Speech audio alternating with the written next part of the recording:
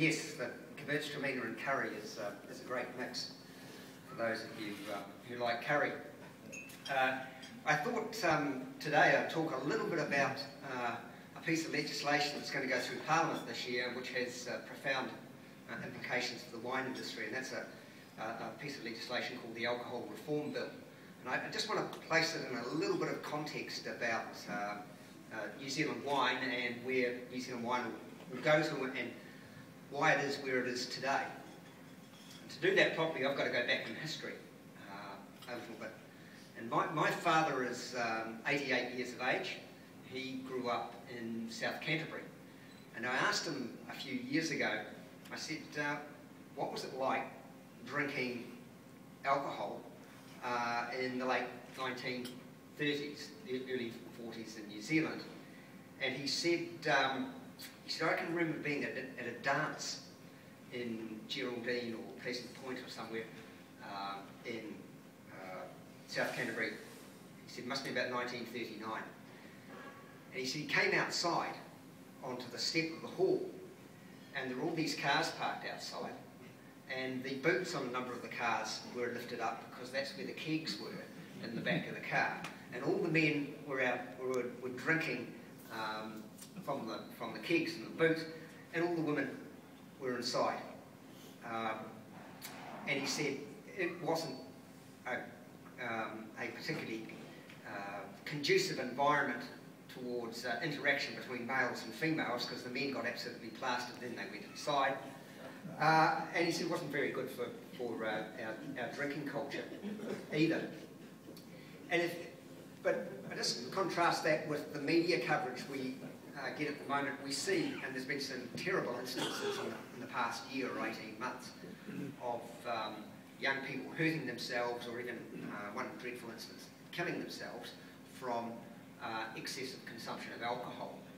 But it's important we put that in context, that not everybody in New Zealand has a massive drinking problem and drinks to get absolutely plastered all the time. A lot of people enjoy a glass or two of wine or beer or whatever at home at night, and it's a positive experience. It's not always negative. In the development of our drinking laws in New Zealand, there's been a couple of really important dates. One was 17, when we just avoided prohibition, and that was because of the votes of the soldiers in World War I. I think that he missed prohibition by about 5,000 votes. The other date was 1959, and apart from that being the year that I was born, 1959 there was legislation was passed that enabled wine and beer and spirits to be served with food in restaurants. Up until that time, it was illegal to serve alcohol and food together unless it was in a hotel dining room. Now, just think about it. It was illegal to sell food and alcohol together. Everywhere these days, they encourage you, if you're going to drink, to have food at the same time. But it was illegal, and it was illegal back then in the name of moderation of alcohol consumption in this country. Time gives a very strange perspective on that. In the 1960s, we were still dealing with the legacy of 6 o'clock closing, which was introduced as a war measure during the First World War. And if you've ever had a look at the Guinness Book of Records, or there used to be in the Guinness Book of Records, a section on where the biggest bars were in the world. Well, strangely enough, the biggest, longest bars in the world were in Australia and New Zealand, both places which have 6 o'clock closing. Why did they need to have a big bar?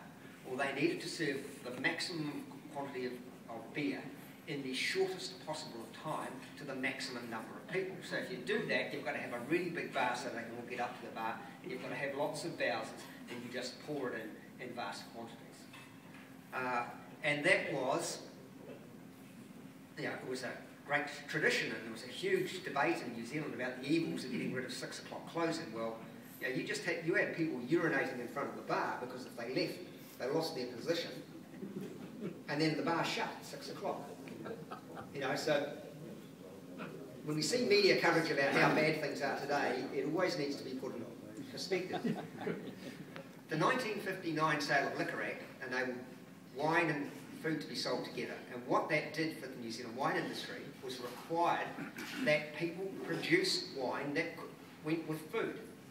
Now, up to 1959, what we produced was port and sherry style wine, so 18–19% alcohol, very sweet. They were aperitifs or those sorts of things. But that 59 Act made winemakers produce food that went with wine that went with food. And